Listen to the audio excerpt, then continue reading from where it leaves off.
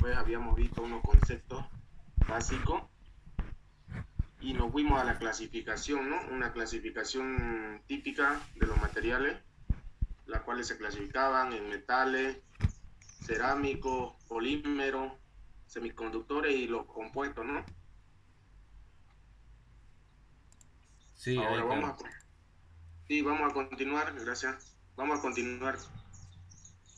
Vemos esta presentación donde nos marca claramente el tiempo de la cronología, ¿no? De los materiales en la unidad, pero ¿qué nos relaciona esto?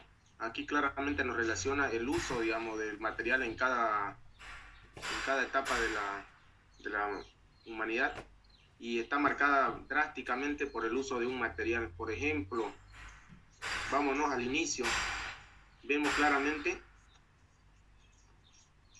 que la gran parte de los materiales usados en ese tiempo eran cerámicos, compuestos, muy poco, polímeros, en el caso, y metálicos, miren cómo no eran muy desarrollados. Sabemos pues, ¿no?, que la deficiente industrialización en ese tiempo hacía que los metales no sean explorados, pues, ¿no? No se podía acceder a ello, ¿no? A pesar que había una gran necesidad. Entonces, a medida que va pasando el tiempo, vemos cómo los metales ya van tomando terreno, ¿no? Obviamente los cerámicos mantienen un poco su uso, pero ya aquí cuando llegamos al centro de la gráfica, ven cómo los metales, alrededor de los 1940, fíjense cómo los metales ya tienen una gran utilidad y están marcando, digamos, abarcando toda la capacidad, digamos, de los materiales empleados en ese tiempo y le quita espacio a los cerámicos, incluso a los compuestos. ¿Y qué podemos deducir o qué podemos decir de por qué se debió este gran incremento de los materiales metálicos en este tiempo? Claramente en ese tiempo pues tenemos el desarrollo industrial y aparte la guerra, ¿no? Lo que llevó a que se necesite y se emplee drásticamente los metales. A partir de ahí ya hay otra inflación, donde ya no es que no necesitemos o estemos, digamos, desechando los metales. Pasa que ya también el desarrollo tecnológico ha involucrado que los demás materiales se los mejore, que se creen aplicaciones para otros materiales que ya no son metálicos y conlleve a distribuir el uso. Pues ya vemos que los polímeros también al final de esta gráfica, allá por el año 2010 adelante, ya los polímeros vuelven a tener su participación o se vuelven a ser considerados como materiales muy útiles. Y ya vemos ahorita en la actualidad que sí, los plásticos y todo lo que conlleva la industria alimenticia y el uso cotidiano que requiere grandes necesidades de estos tipos de envases y tipos de uso, ha llevado a que nuevamente estos polímeros tomen participación, lo mismo con los cerámicos, con los compuestos, y al final del 2020 tenemos casi una distribución equitativa, ¿no? A pesar de que de los compuestos hay un poco de diferencia respecto al otro, pero esto nos marca que ya los usos, las nuevas tendencias de uso para cada material hace que se distribuya el porcentaje en ambos casos, ¿no? En todos los casos, digamos, ¿no? Y ya tenemos una tecnología bien desarrollada y ya tenemos nuevas tecnologías de fabricación para cada material. Eso es lo que le quería mostrar, chicos, digamos, de cómo hay una diferencia marcada en un inicio hacia un final. Y esto tal vez se va a mantener porque no solo los metales, por ser grandes, resistentes o estructuralmente bien importantes, son los que siempre vamos a tener un amplio uso. No, ahora los polímeros como los cerámicos también tienen gran importancia en nuestra vida, digamos, ¿no? Y nuestras necesidades son satisfacidas a través de los que ahora han sido mejorados. Eso, chicos, solo para darle una idea de cómo ha variado a lo largo del tiempo el uso de los materiales de cada uno, ¿no? Y la importancia que ha tenido el metal más que todo, porque mire cómo ha variado de no ser empleado al inicio a tener un gran uso, ¿no? Pero ahora nuevamente ya los otros materiales le van restando un poco el campo.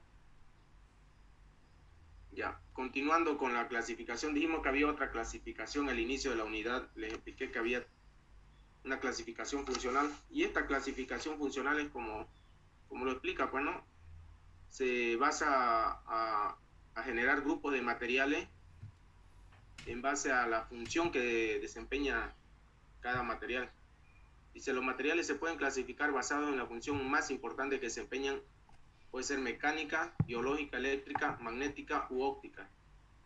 Y esta clasificación basada en la funcionalidad define claramente estos grupos, dice, ¿no? Los materiales aeroespaciales, biomédicos, materiales electrónicos, tecnología, materiales empleados en la tecnología energética y tecnología ambiental, materiales magnéticos, materiales fotónicos u ópticos, materiales inteligentes y materiales estructurales. Nuevamente esta clasificación está directamente relacionada con las propiedades que tienen los materiales. Seguimos relacionando las propiedades de los materiales para la funcionalidad, ¿no? Porque de acuerdo a la propiedad que tiene un material, le dará una funcionalidad diferente. Y es ahí que ya se definen nuevos grupos funcionales de materiales. Pasemos al primer grupo de materiales aeroespaciales. Aquí para llevarnos a un hecho histórico que es el primer vuelo del hermano Wright, dice donde se utilizaron materiales ligeros como la madera y una aleación de aluminio. Dice que de manera accidental se dieron aún más resistencia al motor al contaminarse con el cobre del molde utilizado. Eso fue un hecho fortuito, ¿no? O sin querer, como dice, llegamos a realizar una aleación allá en ese tiempo cuando no se tenía bien definido el concepto de aleaciones o de combinaciones de metales para mejorar las propiedades. Pero por un hecho accidental se ha logrado lo que ahora se hace una práctica habitual, ¿no? Mejorar las propiedades de los materiales a través de combinaciones. Pero vemos cómo, digamos, el uso de la madera en la aviación en aquellos tiempos donde ahora es impensable, ¿no? Utilizar madera en aviación. Más ahora en la actualidad, dice, en los transbordadores espaciales de la NASA se usa polvo de aluminio para cohetes impulsores. Las aleaciones de aluminio, los plásticos, sílice en las losetas para transbordadores espaciales y muchos otros materiales pertenecen a esta categoría. Dijimos que la sílice y todos los materiales que eran para uso espacial requerían una característica importante que era la de soportar alta temperatura, pues estos materiales acá utilizan esas propiedades de muchos elementos para hacer un uso correcto. Eso en cuestiones a materiales espaciales, aeroespaciales. Ahora vamos a los materiales biomédicos. Sabemos que dicen los huesos y los dientes están hechos en parte de una cerámica formada de forma natural, conocida como hidroxiapatita. Pero ahora, digamos, la necesidad de continuar reponiendo el desgaste, tal vez la falencia que tiene nuestro cuerpo, ya ha llevado a que se realicen los órganos artificiales, dice, que son partes de reemplazo de huesos, cánulas cardiovasculares, aparatos de ortodoncia y otros componentes que se fabrican utilizando diferentes plásticos, aleaciones de titanio y aceros inoxidables no magnéticos. Sabemos que estos metales que aquí les acabo de mencionar, ¿por qué se los emplea? Porque no tienen una reacción o una interacción con la parte biológica. Por eso, digamos, utilizamos esa propiedad de ser inerte al no reaccionar y al ser aceptado por el cuerpo para ser empleado en estas prótesis. Ahí ven en las imágenes, digamos, cómo se utiliza, digamos, el reemplazo de las prótesis dentales y se utiliza el metal, ¿no? También como una prótesis o como una alternativa a la sustitución de alguna pieza de nuestro cuerpo. Los imanes utilizados para la imagen de resonancia magnética se utilizan superconductores metálicos de niobio con base de estaño. Otra aplicación que se le da dentro de la ciencia médica o biomédica en este caso, porque combina la ciencia para el desarrollo, ¿no? Y la satisfacción de esta necesidad de seguir estudiando, de conocer nuestra nuestra debilidad en el sistema de salud y de esta manera satisfacer, pues no, porque es un amplio campo donde se utilizan los materiales biomédicos. Ya eso en cuanto a materiales biomédicos, pasemos a los materiales electrónicos. Ya un poquito lo mencionamos anteriormente, los semiconductores, ¿no? En el anterior grupo, que estaban hechos a base de silicio. Se utilizan para fabricar circuitos integrados, para chips de computadoras, el titanio de bario, titanato de bario, el óxido de tantalio y muchos otros materiales dieléctricos. Se utilizan para fabricar capacitores y otros dispositivos. Los superconductores se utilizan para la fabricación de imanes superpoderosos, dicen, ¿no? El cobre y el aluminio y otros metales se utilizan como conductores de transmisión de electricidad y microelectrónica. La tecnología energética y ambiental, dice, ¿no? En la industria nuclear se utilizan materiales como el dióxido de uranio y el plutonio como combustible. Son materiales altamente radiactivos, ¿no? Varios otros materiales como el vidrio, acero inoxidable utilizan en el manejo de materiales nucleares y desechos radiactivos. Las nuevas tecnologías relacionadas con las baterías y las celdas de combustible usan varios materiales cerámicos como la circonia y los polímeros. ¿Alguien sabe qué es una celda de combustible?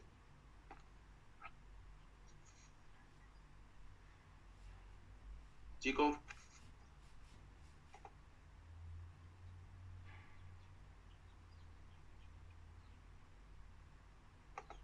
Chicos.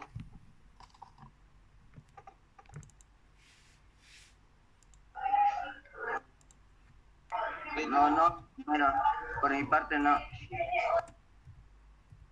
Ya las celdas de combustible son, para asemejarlo y para tener una idea, son similar a una batería, sino que es algo más moderno que aprovecha la propiedad química que tienen algunos materiales, la propiedad de producir, digamos, a partir de la energía química, electricidad. Y es algo que se está desarrollando ampliamente ahora para sustituir pues, ¿no? la nueva fuente de energía. Y es donde dice, pues, ¿no? que dice la tecnología de la batería han ganado la importancia significativa debido a la necesidad, dice, ¿no? Necesidad de muchos dispositivos electrónicos que requieren energía portátil y duradera. ¿Ves? Las celdas, dice, de combustible también se utilizan en automóviles eléctricos. Es lo que ahora ya se le viene sustituyendo a los combustibles ya fósiles. Ya se está tratando de hacer todo más amigable medioambientalmente, pues, ¿no? Y esta de la celda combustible es un excelente reemplazo o sustituto de los combustibles fósiles. Y es ahí donde se lo está empleando ahora hasta en automóviles. Ya pronto veremos esos tipos de automóviles. Bueno, ahora hay automóviles eléctricos, pero estos con celda de combustible recién se está desarrollando fuertemente, ya llegarán a nuestro país. Los materiales magnéticos. No sé si muchos conocían que el disco duro de nuestra computadora es hecho o fundamenta su funcionamiento en base a una propiedad de algún material, que es la propiedad magnética, y que todo el almacenamiento de los datos, de las músicas, de los videos, de todos esos datos que en sí se guardan, no se almacenan más que gracias a una propiedad magnética de un material. Como aquí claramente lo dice, ¿no? Los discos duros de la computadora usan muchos materiales cerámicos, metálicos y poliméricos. Los discos duros de la computadora se fabrican utilizando aleaciones basadas en cobalto, platino, tantalio, cromo. Dice, pero todos estos materiales que les mencioné, digamos, tienen esa propiedad magnética de la cual se hace uso y se logra formar discos duros para almacenamiento de datos, pues a través de esa propiedad magnética. Dice, se utilizan muchas ferritas magnéticas con el fin de fabricar inductores y componentes para la comunicación inalámbrica. Dice, los aceros basados en hierro y silicio se utilizan para fabricar núcleos de transformadores. Los transformadores son equipamientos eléctricos que hacen variar el nivel de tensión o el voltaje y su núcleo donde está rodeado todo el cable es un núcleo, dice, de hierro y silicio. Y nuevamente, como le digo, ese empleo de esos dos materiales es gracias a que ellos poseen una capacidad magnética necesaria para hacer esa variación del voltaje. Vámonos a los materiales fotónicos u ópticos. La sílice se utiliza de manera amplia para fabricar fibras ópticas, que así, ya le había mencionado, ¿no?, en la anterior clasificación de materiales, que la sílice últimamente se la estaba empleando en la fibra óptica, ¿no?, que era un uso ahorita que se ha expandido tanto. Mira aquí el dato que nos pasan, es que casi 10 millones de kilómetros de fibras ópticas se han instalado alrededor del mundo. Imagínense una cantidad inmensa que se instala. Bueno, ese dato va a seguir creciendo por el desarrollo tecnológico y la era de la información, perdón.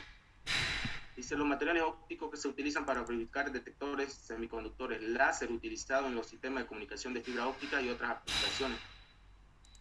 Dice, de manera similar, la alumina y los granates de litio y aluminio se utilizan para fabricar láseres.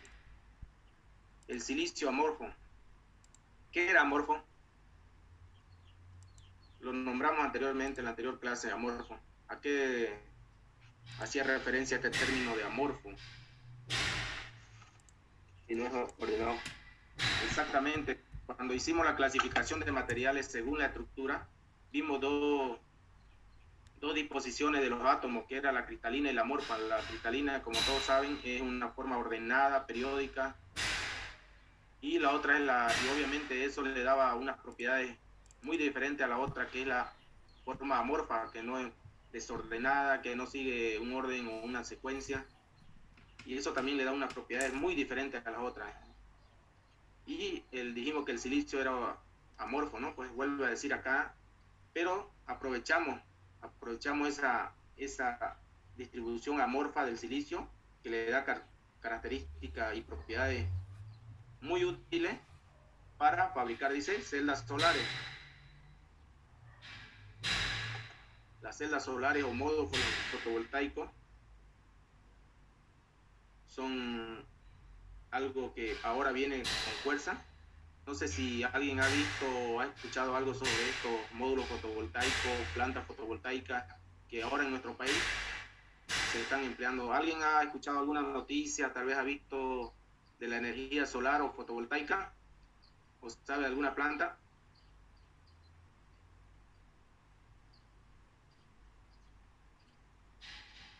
Chicos, ¿alguien ha escuchado que si en Bolivia hemos instalado alguna planta o ya tenemos energía fotovoltaica?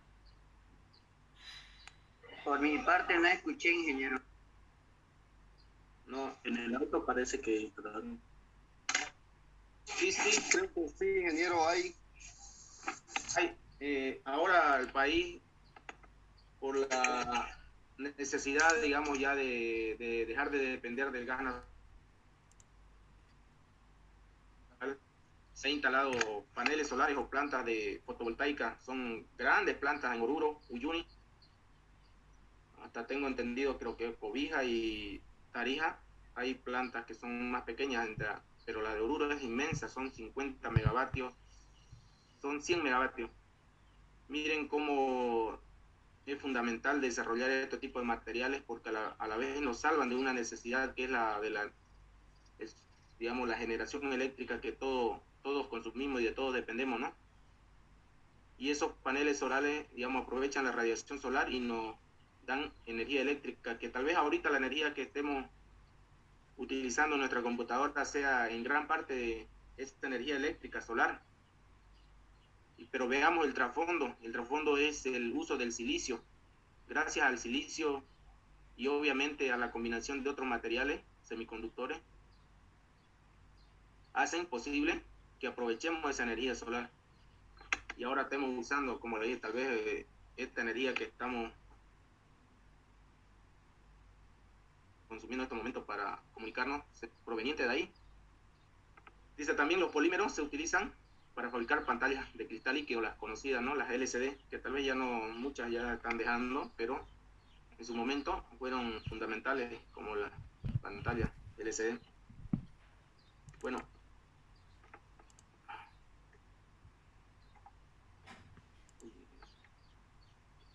ya, los materiales inteligentes. Tal vez un poquito vamos a pensar que, ¿por qué materiales inteligentes piensan o qué, digamos, no? Materiales inteligentes más se debe a, digamos, a que este material tiene una respuesta muy útil al grado de calificarle como inteligente para ser aprovechada, dice, ¿no? Un material inteligente puede sentir y responder a un estímulo externo, como un cambio de temperatura, la aplicación de un esfuerzo o un cambio en la humedad o en el ambiente químico. Por lo regular, un sistema basado en materiales inteligentes consiste en sensores, activadores que leen cambios que inician una acción. Dice, un ejemplo de un material inteligente de manera pasiva es el titano de circonio de plomo y las aleaciones con memoria de forma. Cuando se procesa de manera apropiada el PZT, la abreviación de titano de circonio de plomo, puede someterse a un esfuerzo y generar un voltaje. Este efecto se utiliza para fabricar dispositivos como generadores de chispas, para parrillas, gas y sensores. Ahí en la imagen un poquito nos va a explicar todo esto que hemos leído o que hemos visto en la literatura anterior. ¿Qué significa lo que decía? Pueden sentir y responder a un estímulo. ¿Qué es sentir? Que nosotros le aplicamos algo, digamos, lo calentamos, lo presionamos, lo estiramos. Justamente este material de titano de circonio de plomo es el que está ahí más o menos demostrando, ilustrado en esta gráfica, que quiere decir que cuando yo lo estiro o yo lo comprimo en el primer dibujo, fijémonos, y está conectado a un medidor de voltaje, registra un valor, pero cuando yo lo estiro, registra otro valor inferior. Como vemos ahí, la agujita nos está yendo a 0. Pero cuando yo lo comprimo mucho más, ¿qué me está haciendo? El valor se está elevando al lado positivo, entonces el valor es muy superior. Esta propiedad, digamos, de responder a un estímulo, o a una deformación o una compresión, es muy útil en la ciencia, en la tecnología, en la industria, o puede ser también en la misma actividades domésticas, como vimos que se generan chispas a través de para parrillas. Pero en este caso, este material está generando un voltaje a un estímulo de compresión o de deformación. Eso puede ser útil para los sensores. De igual manera, los sensores de temperatura. Muchos sensores de temperatura son materiales que tienen propiedades de que ante la cambio de temperatura del cual son sometidos, ellos generan un voltaje. Entonces esto nos sirve para un sensor de temperatura. Si la temperatura cambia, el sensor va a sentir ese cambio de temperatura y lo va a manifestar en un voltaje, en una corriente, que ya a través de una electrónica yo puedo generar un valor y saber qué temperatura, si incrementó, si varió, si descendió, todas esas cosas. Aprovechamos las diferentes propiedades de estos tipos de materiales inteligentes que le llamamos, ¿no? Pero son unos materiales que tienen unas propiedades muy diferentes a las otras que ya hemos visto.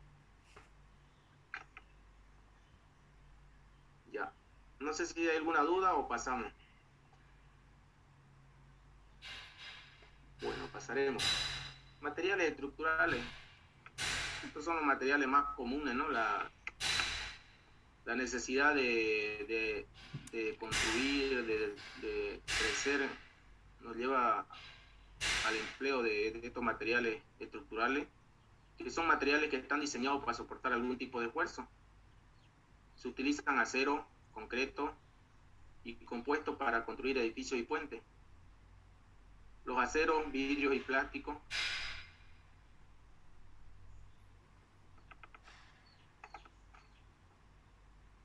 Los aceros, vidrios y plásticos. Y los compuestos se utilizan de manera amplia para fabricar automóviles.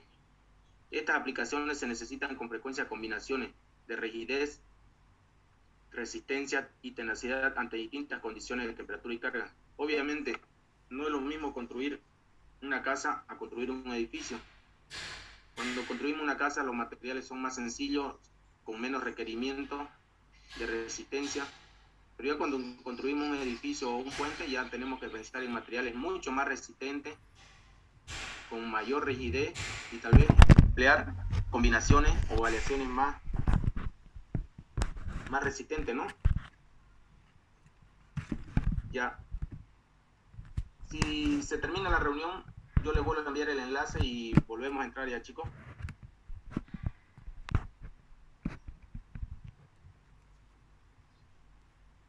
Está bien, ingeniero. Ya.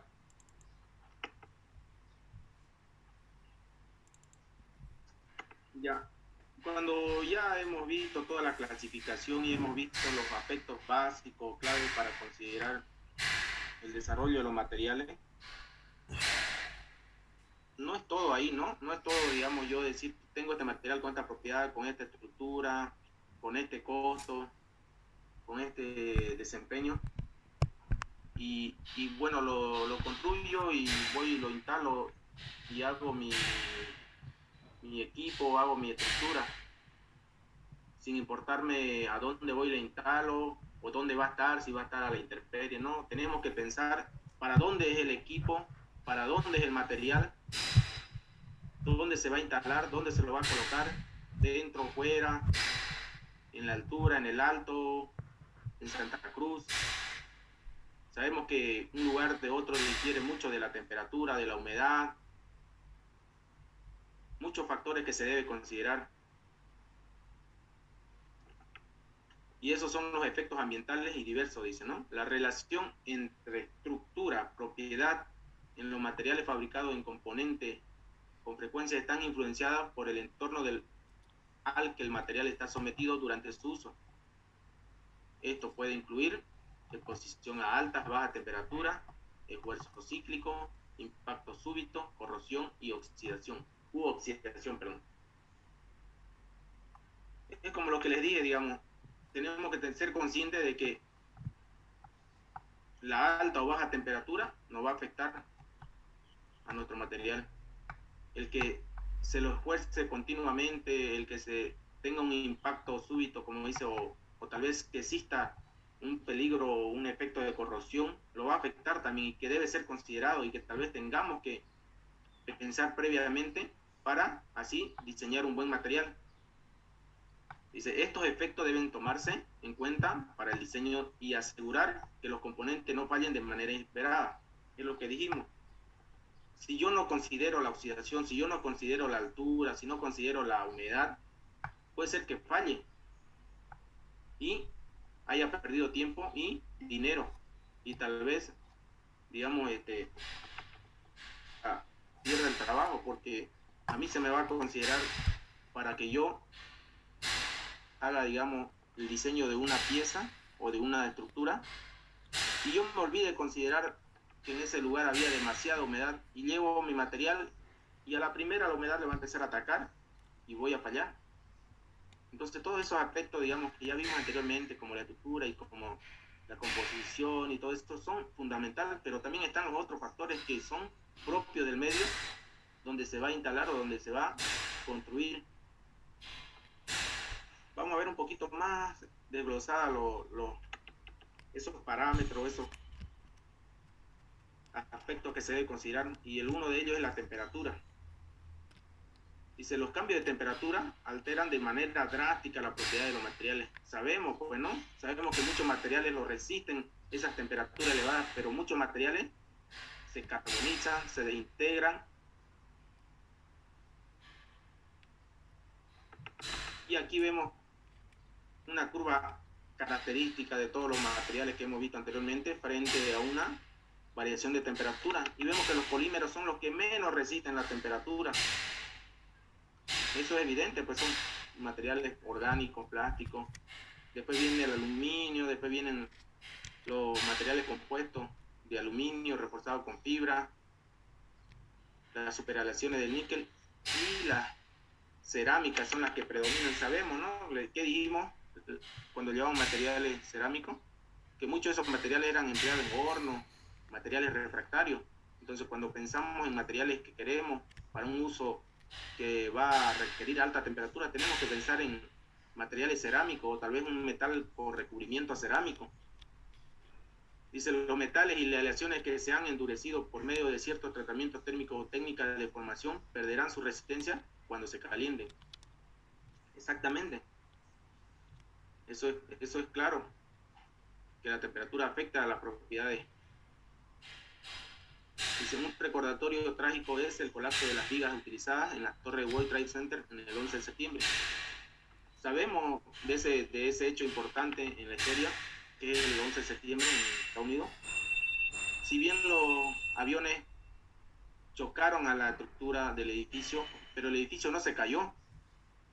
¿Qué fue lo que hizo que se derrumbe eso? Fue el incendio posterior que generó elevadas temperaturas y al final terminó atacando la resistencia o venciendo esa resistencia que tenía el acero o esas vigas de acero.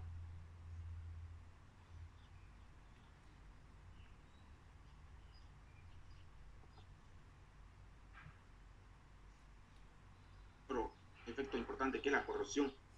Dice, la mayoría de los metales y los polímeros reaccionan con el oxígeno u otros gases, en particular a temperaturas elevadas. Los metales y las cerámicas pueden desintegrarse y los polímeros y las cerámicas sin óxido pueden oxidarse. Los materiales también son atacados por líquidos corrosivos, lo que conduce a una falla prematura. El ingeniero se enfrenta al reto de solucionar materiales con recubrimientos que protejan reacciones y permitan operación en entornos extremos. En aplicaciones espaciales es posible tener que considerar el efecto de la radiación. Corrosión. Cuando yo voy a instalar un metal en una industria donde se maneja líquido altamente corrosivo, puedo recurrir a un material muy conocido que es ¿qué acero es el que es empleado para que no sea oxidado, para que no se oxide o no se corroa? ¿Niquelado cromado? ¿Alguien me dice? ¿Qué dice? ¿Puede ser niquelado cromado? Puede ser. Sí, puede ser, pero hay uno más comúnmente empleado, un acero brilloso.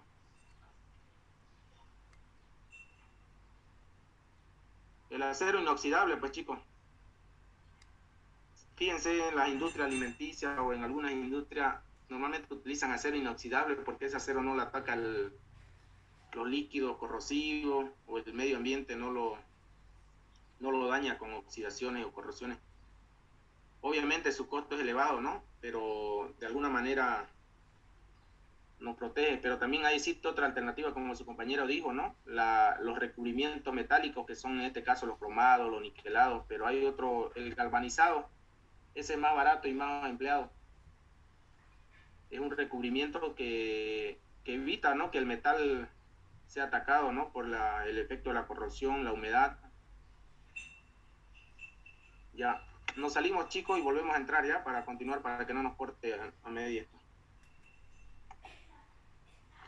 Para contrarrestar el efecto corrosivo que tiene el medio ambiente a veces con ciertos materiales, una era el emplear de un material adecuado que no sea atacado por la corrosión, y ahí vimos que, o yo le dije, bueno, que era el material de acero inoxidable, pero existía alternativa para hacer frente a este efecto corrosivo, que era el aplicar algún recubrimiento. También puede ser una pintura de epóxica, vimos, ¿no?, anteriormente, pero hay recubrimientos metálicos que son como el cromado, el zincado. Algunos son más estéticos también, ¿no? Obviamente no son simplemente por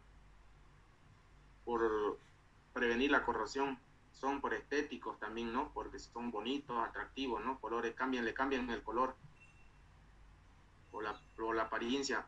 Pero cuando hablamos de corrosión, también cumplen un papel fundamental, porque se le mete o se le adhiere o se le pone una capa metálica sobrepuesta a este metal base que evita que la corrosión se dé en el material.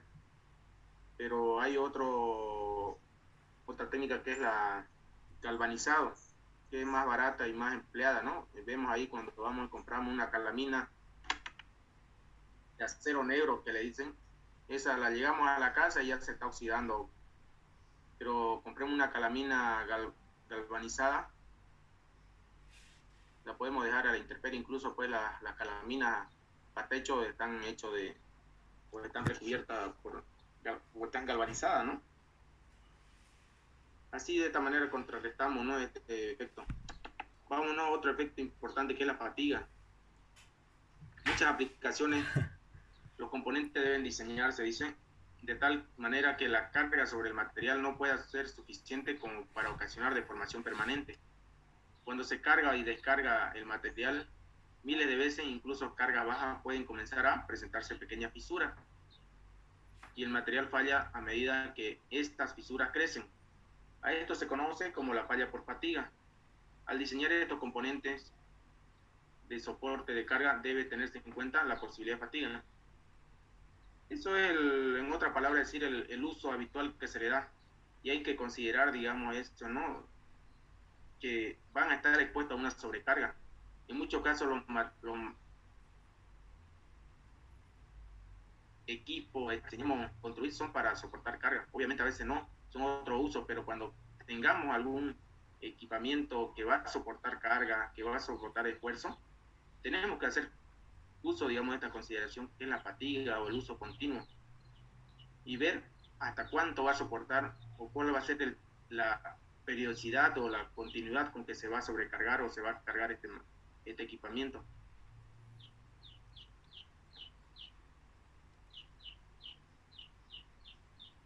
Ya. Listo, ¿no? Otra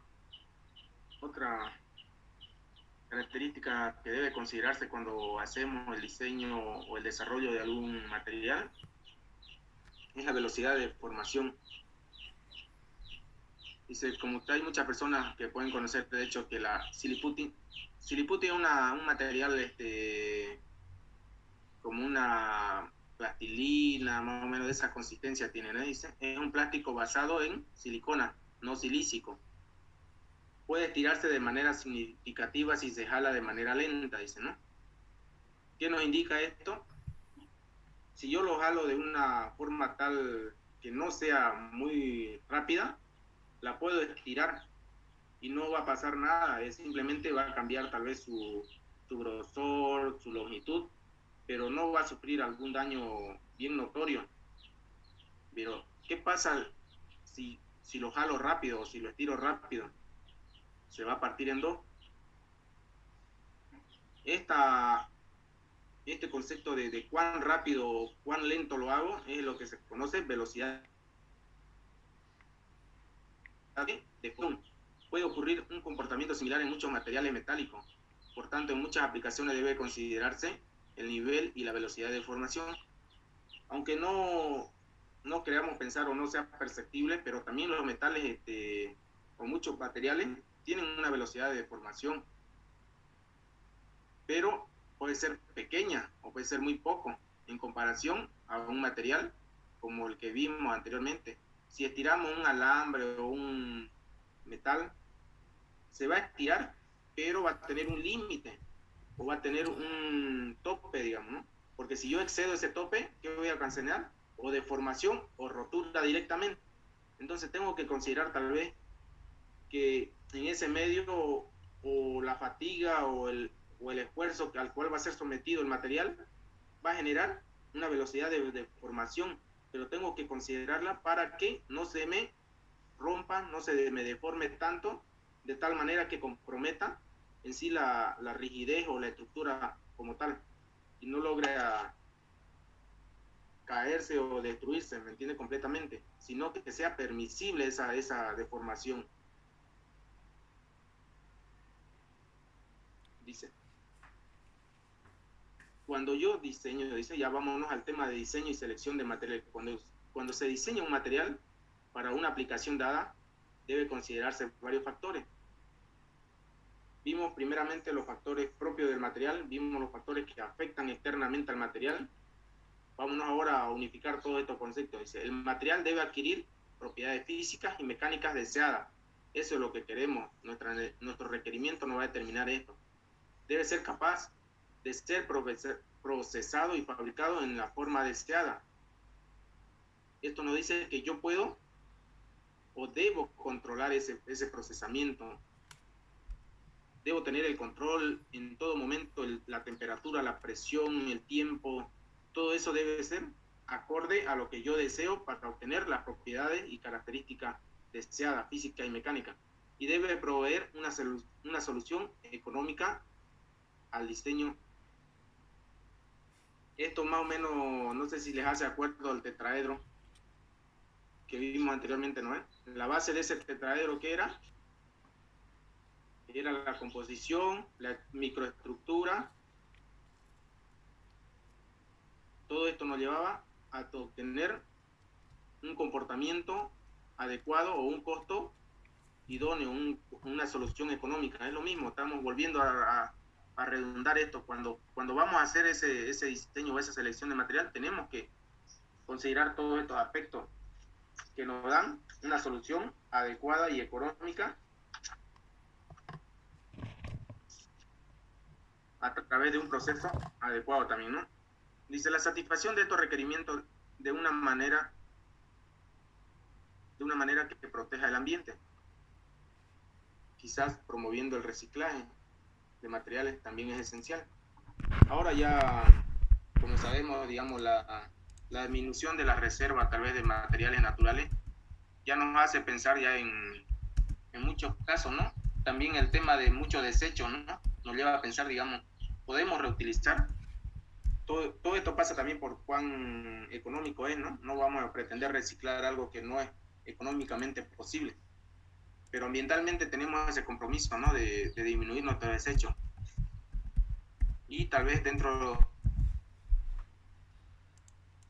de lo económico también tenga un rédito. Y eso, digamos, si es reciclable, puede tener un plus o algo más extra, digamos, ¿no?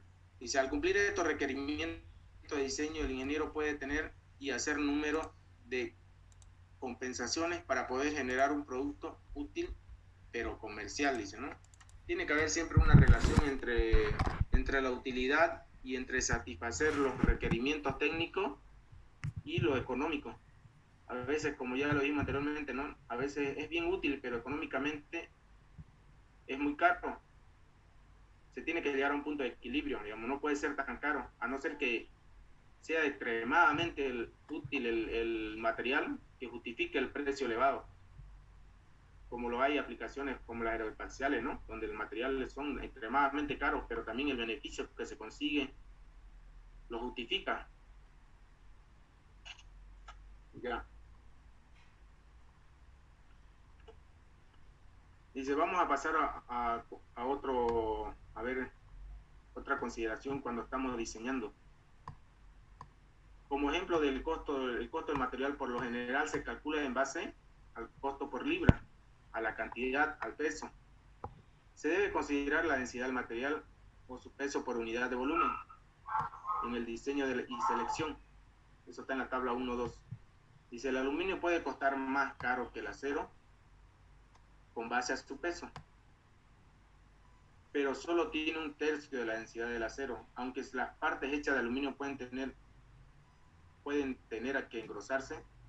La parte de aluminio puede ser menos costosa que una hecha de acero debido a la diferencia de peso.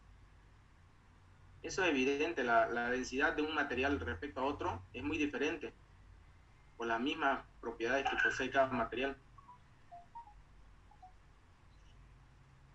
Un ratito, chicos, ya, un ratito. En esta tabla 1.2 veíamos cómo la resistencia de los diferentes materiales era muy diferente respecto a una del otro. Vemos que la resistencia de los polietileno es muy bajísima, pero ¿cuál es la utilidad o dónde se ve la utilidad? Que su densidad es bajísima. Para aplicaciones que se requieren, tal vez no se requiere mucha resistencia, pero se requiere un peso bien ligero, podemos utilizar los polietilenos. Pero cuando queremos resistencia bien alta, utilizamos acero, pero vemos que la densidad del acero es elevada. Todas esas consideraciones tenemos que ver tanto en lo económico como en la utilidad que se le va a dar para el diseño de los materiales. Eso es lo que nos quiere decir esta tabla, digamos. Nos quiere mostrar la resistencia, por un lado, y las densidades. Y esas consideraciones nosotros tenemos que tener al momento de pretender utilizar un material, en base a qué utilidad, a qué necesidad. Ya vemos las propiedades de los materiales, tanto en resistencia como en densidad.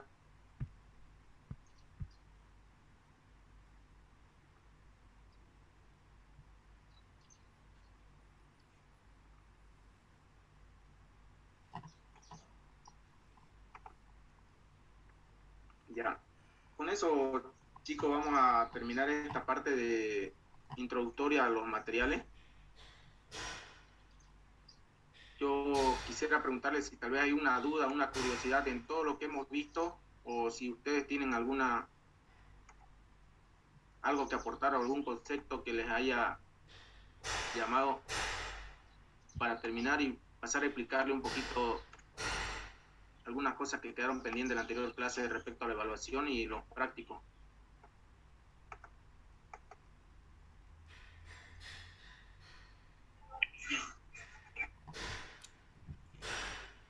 Adelante.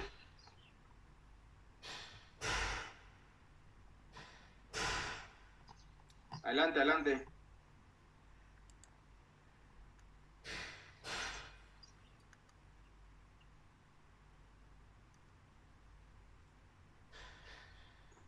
¿Aló?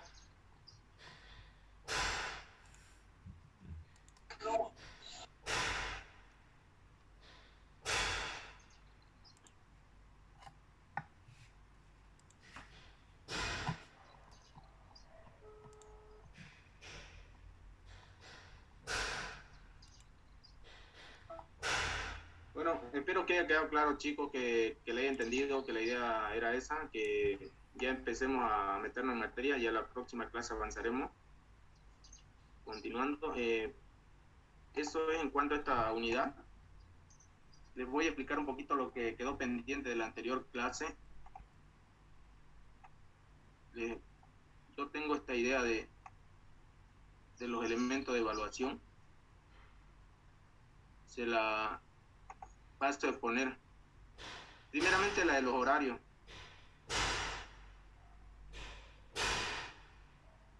Hoy nos vamos un poquito temprano porque tengo un compromiso yo.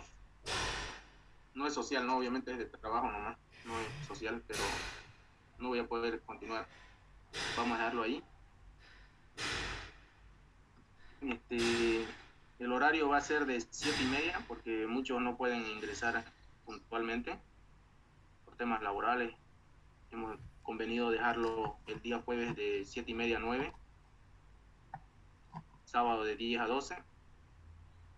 Queda claro para todos eso, ¿no es? Sí, ingeniero. Ya, el otro punto que faltaba era el tema de evaluaciones, los porcentajes, y si ven ahí el tema de asistencia y participación le vamos a asignar un 10%. Las evaluaciones, va a haber 3 evaluaciones, van a ser de 25% o 25 puntos cada una. Porcentualmente lo manejaremos. 25% cada una, hacen un 75 más un 10, 80, 85, y después el 15% se lo va a asignar a unos trabajos que acabada la unidad se le va a dar unos trabajos de cuestionario, investigaciones que no, le dije que no van a ser nada complicados, simplemente es para reforzar o motivarlo a que continúen leyendo respecto a los temas que vayamos avanzando. ¿Les parece bien? ¿Lo ven conveniente eso? Está bien, ingeniero. Está bien, ingeniero. Sí, está bien. Ya, eso es, la idea es esa, digamos, ahorita les paso a mostrar el primer trabajito, o es un trabajo entre cuestionario y un poquito de investigación, pero les explico cómo es lo que quiero que hagan.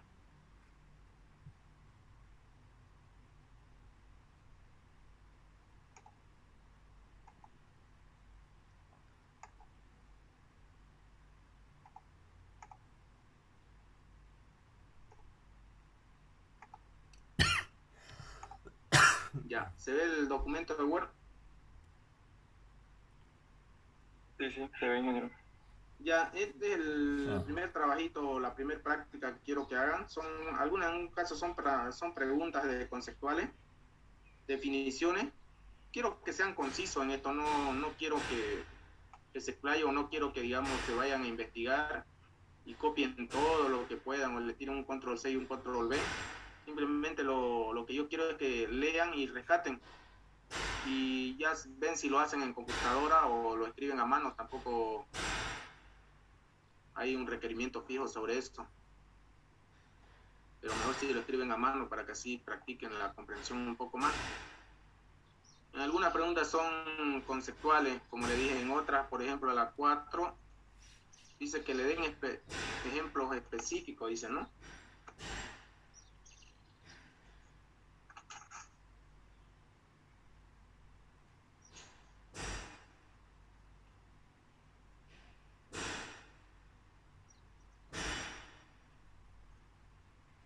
Ejemplos específicos de qué. Dice de ejemplos específicos que sean parte regular de su vida, dice, ¿no? Tanto como metálicos, cerámicos, polímeros, semiconductores. Dice que ustedes deben especificar el objeto que se encuentra en cada material. Por ejemplo, si hablamos de una olla, ¿qué material hay? ¿De qué material está hecho ese objeto? ¿Y cuál es la aplicación específica? Si hablamos de olla, digamos, podemos decir que está hecho de aluminio y se la emplea o se aprovecha, digamos, la propiedad de transferencia o la gran conductividad térmica que tiene ese material, por ejemplo. Esas cosas sí yo quiero que sean concisos, no vayamos a emplear mucho. Si no queremos que asociemos, digamos, que ya, como hemos visto, digamos, que cada material o que cada objeto hecho de algún material específico es porque tiene una propiedad que va relacionada con el uso y lo vamos a hacer para objetos o usos específicos tal vez de nuestra vida, ¿no? No nos vayamos a algo que no conocemos mucho. Tal vez no me van a decir, no, un transbordador espacial, ¿no?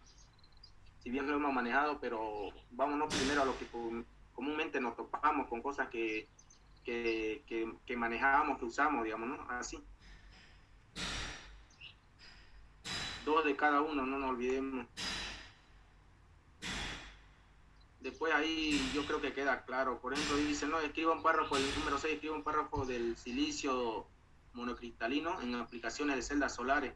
Por ver una lista de referencia. Yo quiero que acá en esta, lo mismo que en este párrafo que me van a hacer de silicio monocristalino en aplicaciones de celdas solares, se tomen la molestia de googlear, lean y rescaten, ¿no? No sé, el óxido de silicio se utiliza en estas aplicaciones porque tiene una propiedad tanto, y algo así, lo más rescatable relacionado a propiedades, composiciones, procesamiento, estructura, ¿me entienden?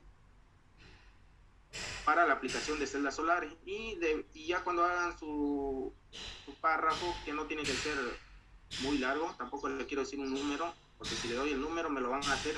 Si le digo 6 líneas, me hacen las 6 líneas y lo cortan, digamos, ¿no? Si pueden hacer la de 4, la hacen de 4, pero lo que yo quiero es ver que me extraigan lo elemental o lo esencial del documento que lean y me pongan, ¿no? Yo leí este documento, yo leí esta página, ¿no? Ahí está, cuando hablo de referencia, eso se refiere, por lo menos 2 referencias, dice, ¿no? No, yo leí, no sé, Buenas Tareas o wikipedia.com, o yo leí el documento de, no sé, de diseño de celdas solares, la página tanto, ¿no? Y me traigan lo mejor y me lo escriban, ¿no? Quiero ver la capacidad de síntesis, de extracción y comprensión que ustedes tienen. Después lo mismo, ¿no? Ah, miren, ahí está la pregunta 7, ¿no? Dice, el acero con frecuencia se recubre con una capa delgada de zinc si se va a utilizar en el exterior, dice, ¿no? ¿Qué característica piensa que provee el zinc al acero? Ya casi lo hemos respondido un poquito de eso, ¿no? Simplemente leer un poco y responder esas 2 preguntitas que están dentro del punto 7. Lo mismo del punto 8 está aplicable a lo que vimos, ¿no? De los materiales inteligentes un poco, ¿no? Utilizando algunas características de estos materiales que pueden ser utilizadas como sensores. Busquen tal vez algo sobre eso y respondan esas preguntas que están ahí. Esto lo pueden escribir a mano, le sacan una fotito, me lo suben al correo, que ya les pasé ahí mi correo, lo convierten a PDF, lo escriben a mano, lo hacen en Word, lo convierten a PDF, lo suben al correo o lo hacen en mismo Word, depende, ya hay mucha forma de cómo presentarlo, pero traten de hacerlo de la mejor manera. Esto se lo voy a pasar enseguida ya.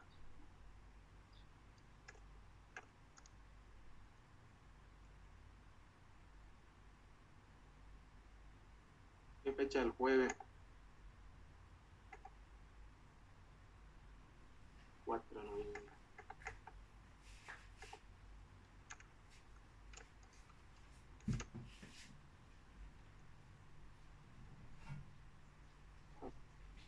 Ya.